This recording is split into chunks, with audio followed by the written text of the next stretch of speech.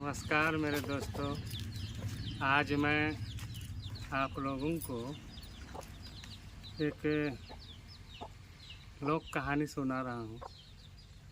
आप लोग भी सुनिए, पसंद आएगा तो लाइक कीजिएगा, नहीं तो छोड़ दीजिए।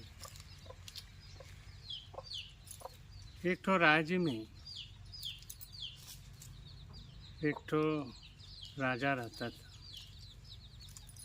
उसका 7 रानी थी, परंतु किसी का बच्चा नहीं हुआ था। काफ़ी मन्नत करने के बाद एक छोटी रानी का एक ठो बेटा पैदा हुआ। इतना सुंदर बेटा था, सब देखने के लिए दूर दूर से आ रहे थे। इतना सुंदर था, लोग उसको देखकर एकदम मंत्रमुग्ध हो जाते थे। एक समय की बात है, धीरे धीरे वो बच्चा भी बढ़ने लगा। एक दिन उसका जन्मदिन मनाने का समय आ गया। हर देश से राजा लोग आए, अपना अपना गिफ्ट लेके आए। कोई क्या तो कोई क्या। उसमें से एक बढ़ाई मिस्त्री भी आया। वो एक लकड़ी का घोड़ा बना कर दिया। वो घोड़ा भी अजीब था। दाहिना कान पकड़ने से आकाश की ओर उड़ता था और बायां कान पकड़ने से जमीन नीचे आ जाता था। लड़का को बहुत खुशी लगा। वो हमेशा वो लकड़ी के घोड़ा में बैठ के घूमता था, इधर से उधर घूमता था, फिर शाम को आ जाता था।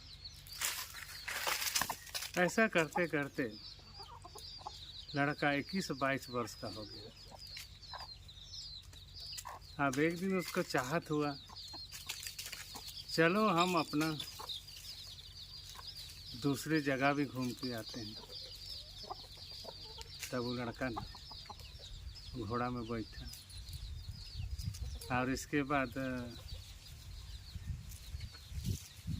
अपना वो दाहिना कान को ऐंठ दिया। घोड़ा तो एकदम आकाश की ओर उड़ने लगा। उड़ते उड़ते बहुत दूर चला गया। 9 दिन रात घोड़ा में ही रह गया। जाते जाते बहुत दूर निकला तो एक जगह उसको ऊपर से ही दिखाई दे रहा है, बहुत सुंदर सा बगीचा है। सोचा कि ये बगीचा तो देखने लायक है, जरा सा हम यहाँ उतर के देखते हैं। घोड़ा को वहाँ उतारा और वहीं एक छोटा सा आम का पेड़ था, उसमें घोड़ा को रख दिया और वहाँ फुलवारी के बीच में इधर से उधर घूम रहा है। एक से एक फूल दिख रहा है। ऐसा ऐसा फूल है जो कि कभी जीवन में देखा भी नहीं था। लेकिन फूल को देखते देखते उस जगह एक चौराहा था। उस चौराहा में बैठकर फूलों को देख रहा था। ऐसा करते करते करीब शाम को 4 बजे उधर से कुछ रानियां उस बगीचे में आ रही थी। तो देखा, अरे बाप रे, ये रानी तो बहुत सुंदर है, काश अगर बात करती, करके सोच रहे हैं।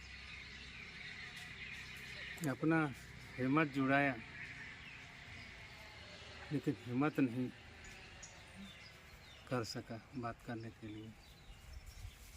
और लड़का भी, राजकुमार भी इतना सुंदर था, रानी आकर के उसमें मंत्रमुग्ध हो गई। अब रानी को साहस जुटा करके आई, बोली कि आप कहाँ के हैं? तो लड़का बताया कि नहीं, हम तो फलाना राज्य से आए हुए हैं। वो दोनों में बात करते करते घंटों बीत गया, पता ही नहीं चला। लेकिन आपस में वो दोनों का प्यार बढ़ता चला गया। तो वहाँ का जो गुप्तचर है वो सब देखा कि हमारी राजकुमारी के साथ में कोई लड़का बात कर रहा है। फिर किसी तरह बात करते करते शाम हो चला, सूर्यास्त हो गया और शाम को फिर अपना घर चली गई। राजकुमारी को वो लड़का बहुत पसंद आया। मन ही मन अपना दिल में बिठा ली, सोचती है कि हम इससे कैसे शादी करेंगे। फिर वो जवानी की बात है, वो छोटा छोटा पतला पतला लकड़ी सबको ले कर के घर आ गई और लकड़ी के ऊपर में कालीन बिछा दी। और इधर से उधर करपट जब लेने लगती है तो पतला पतला लकड़ी टूटने लगता है, तो बोलती है कि मेरा शरीर टूट जा रहा है, बीमार हो रहे हैं, अब हम नहीं बचेंगे। तो राजा को अब चिंता हो गया कि भाई बेटी को क्या बीमारी पाया, खाना पीना भी नहीं खा रही है। तब वहाँ पर एक ओझा को बुलाया गया, बोला कि भाई थोड़ा सा देखिए मेरी बेटी को क्या हुआ। तब वो अपना पूछने लगा, बोला कि बेटी तुम हमको अपना समझ कर बताओ, कारण क्या है।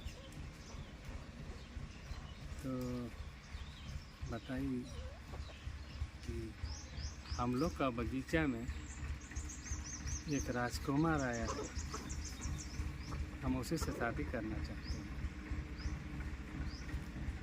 इस बात को तुरंत राजा के पास पहुंचा दिया गया। राजा तो गुस्सा से लाल हो गया, बोला कि सिपाहियों तुम लोग आओ और हम लोग का बगीचा में जो लड़का है उसको तुम लोग जिंदा जला दो। फिर यहाँ से फौज लोग आया। उसके बाद वो लड़का को पकड़ा और वहाँ पर चीता बनाया गया और चीता में बैठा दिया। और ये पूछा जा रहा है, बाबू तुम्हारा अंतिम इच्छा क्या है। तो बोलता है कि देखिए अब तो हमको तो मरना ही है, मेरा अंतिम इच्छा यही है उस पेड़ में, वो वाला जो पेड़ है उस पेड़ में एक ठो मेरा खिलौना है, लकड़ी का घोड़ा है, उसको ला दीजिए, एक बार उसमें बैठना चाहते हैं। तो वहाँ का जितना भी ठहाका लगा के हंसने लगा, अरे बच्चा अब तो मरबे करेगा, चलो अंतिम में जो है एक बार बैठ लो। यही सोच करके वो लोग लेके आया, उसको ला दिया और दिया। बैठा जैसे ही इसके बाद अपना दाहिना कान को घुमा दिया। तब घोड़ा आकाश में उड़ने लगा, राजकुमार को लेकर उड़ने लगा। सब उसको आकाश की ओर ताकते रह गए, लेकिन उसको पकड़ नहीं पाए। लेकिन राजा का हुक्म था, कहा कि उसको तो जिंदा जलाना है, तब क्या करेंगे। वहीं पर दो कुत्ता था, एक तो कुत्ता को पकड़ के लाया और फिर वो कुत्ता को चिता में जला दिया। जलते जलते जब उसका कलेजा बचा, उसको ले जा करके राजा को दिया। तो राजा देखकर बहुत खुश हुआ, चलो तुम लोग को शाबाशी मिलना चाहिए। उन लोग को सबको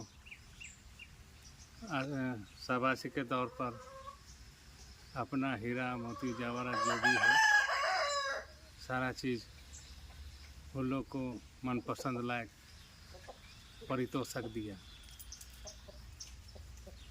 अब रह गया अभी लड़का, जाएगा तो कहाँ जाएगा। इसको भी मन लग गया है पूरा उस राजकुमारी से शादी करने का। तो अब वही राज्य में एक बुढ़िया अकेले रहती थी, उसका आगे पीछे कोई नहीं था। तो वहीं जा कर के उसका छप्पर में घोड़ा को रख दिया और बोला कि हे दादी, हम आपके घर में रहना चाहते हैं, 2 दिन जगह दीजिएगा। तो बुढ़िया बोली, अरे बेटा, हमारा तो कोई बेटा भी नहीं है, नाती भी नहीं है, कोई नहीं है, तुम आओगे तो मेरा भी मन बहल जाएगा, आके रहो। फिर उसको रखी। अरे बुढ़िया जो है रोज़ माला बना करके राज दरबार पहुंचाती थी। तो राजकुमार भी उसका हाथ बटाने लगा। तो एक दिन इतना सुंदर फूल का माला बनाया, बोला दादी, ये फूल को तुम जाके राजकुमारी को दे देना। ठीक है बेटा, हम जरूर दे देंगे। तो फिर वो फूल का माला को दादी ले कर के चली गई राज दरबार में और रानी को दी।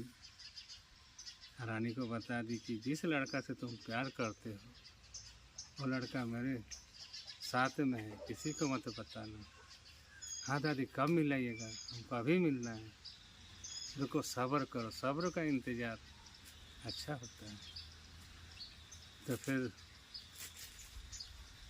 रोज़ की अपेक्षा से उसको अब ज़्यादा पैसा मिलने लगा। डेली फूल माला ले पहुँचाने जाती थी। हरि राजकुमार भी उसको मदद करता था। अब वो क्या है कि उसको पैसा रोज़ के हिसाब से ज़्यादा मिलने लगा। रानी भी खुश, अंदर बहुत खुश रहती थी। अब राजकुमारी बोलने लगी, पापा, हम तो वही लड़का से शादी करेंगे, नहीं तो हम मर जाएंगे। तो अब राजा भी चिंता में पड़ गया, क्योंकि इकलौती बेटी थी, राजा का प्यारी बेटी थी। तो बोलने लगा कि सिपाहियों, जाओ उस राजकुमार के खोज के लाओ, नहीं तो फिर तुम लोग को जिंदा जला देंगे। तो आप लोग तो डर रहा है, बोल रहा है कि अब तो कैसे लाएंगे उसको, तो हम लोग जला दिए थे।